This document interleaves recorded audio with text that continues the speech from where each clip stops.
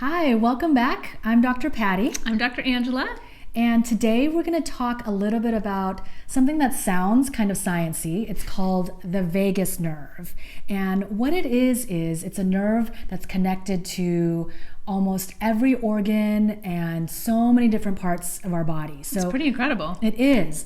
The word vagus actually means wander, and it almost references how the vagus nerve wanders through our whole body and connects to so many different systems. Now, we have sort of two modes of operation, which one is called the sympathetic nervous system, or that fight or flight. You know, when your adrenaline's going and you're under stress, good stress or bad stress.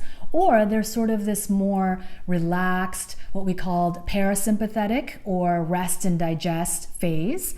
And that's sort of when we digest our food and sleep and, eliminate, and our bodies are really processing. Yeah, it's also really important because that's when we do our repair and regenerative work as well. Anything restorative. Yes, and this applies to, looking good in terms of regeneration and repair, as well as all of our cells and healing. And chronic illness and inflammation and all of that. So it's on every level. So my joke with patients is, if nothing else, let vanity motivate you.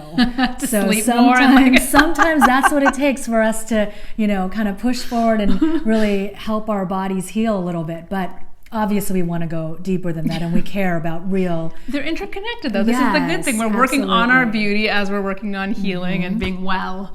So this vagus nerve, it's like I said, it's connected to the brain, the gut, the heart, our lungs, structures in our neck, our cervix, our kidneys. And so stimulating the vagus nerve puts our body more into this rest and digest phase. And it's been associated with better mood, less anxiety and depression.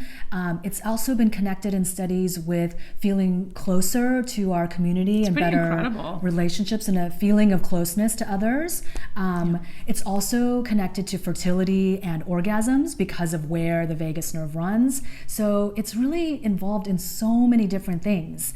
And today, what Dr. Angela and I want to do is just go through 10 easy, well, there are a couple that are not so easy, you'll see, but 10 things that you can do to stimulate your vagus nerve to essentially put your body more into that rest, digest, repair, regenerate phase, which we all need more of. So number 10, why don't you start us off, Dr. Angela? Number 10 is going to be yoga, meditation, deep breathing, and prayer. So you don't have to do all of those things. No, any of those things. What's so nice is because the vagus nerve is everywhere, we can do lots of different activities. So we're going to go through those. Okay, so that was 10. Yes. Number 9 is a fun one. It's singing.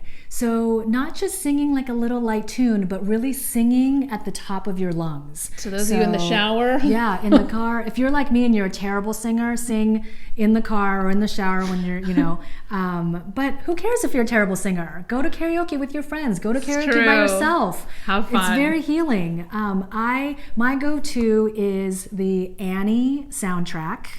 And I listen to it in my car. It puts me in the best mood. Sound of Music is another one. Did not know this about you. Okay. Singing those songs at the top of my lungs. So that's what I do. Also chanting. So not just singing a song, but chanting. The Om chant, actually, studies have been shown to stimulate the vagus nerve. So those are a couple other things. Here it is. And so very appropriate. Number 8 is laughter. Laugh, laugh, laugh. Yep. I'll do it. And number 7, and this is appropriate because I'm an acupuncturist, but acupuncture. So that's a wonderful therapy to stimulate the vagus nerve. Number 6 is positive social relationships. So just connected time with friends and loved ones and animals. Definitely.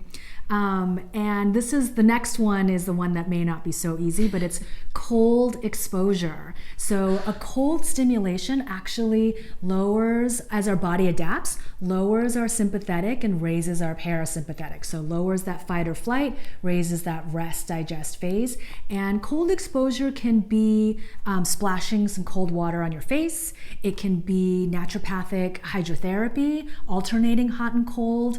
In a lot of yogic practices, there's cold showers that are done every day.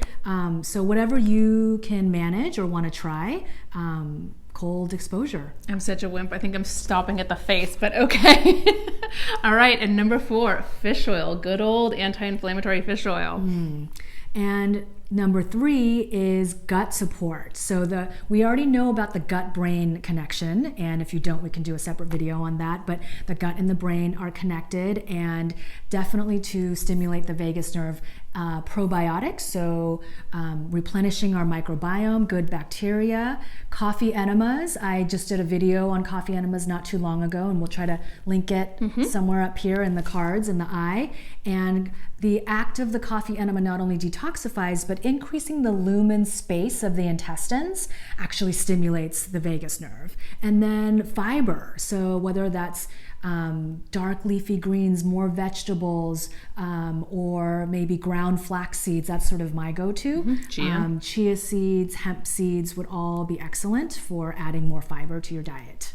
Yeah, those are great. And then we have number 2 is 5-HTP. So another kind of, gut connection, because we make 5-HTP in our gut, but we can also supplement with the 5-HTP. Yeah. And then last but not least is the mineral zinc. So great for so many different things, a little underrated. Definitely great underrated. For the immune system, but also is a nutrient that helps to stimulate our vagus nerve. Yeah. Now, all of these things, try one or all of them, but keep in mind, moral of the story here is these are things that help our body relax and really be more grounded and calm. And I often tell my patients that, if a bear was chasing us in real life, we would never in a million years, as we're running from this bear, think, you know what? I didn't really eat breakfast today. I think I should stop and eat a snack. Or I haven't really connected with my partner. I think we should stop and have sex. Or I didn't sleep much last night. Like, I'm just going to take a quick nap while this bear's chasing me. Like, I'll figure it out.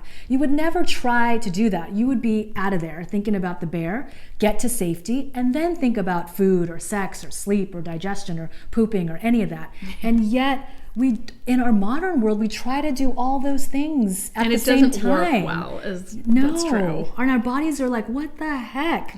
So try some of these tips that we've recommended to get that vagus nerve stimulated, and let us know how it goes. Let us know if you try that cold shower, and we will see you back here soon. Thank you so much for stopping by. Thanks, everyone. Check the description box too, because we'll always put more details there as well. And yes, thanks for being here, and we'll see you next week. Bye.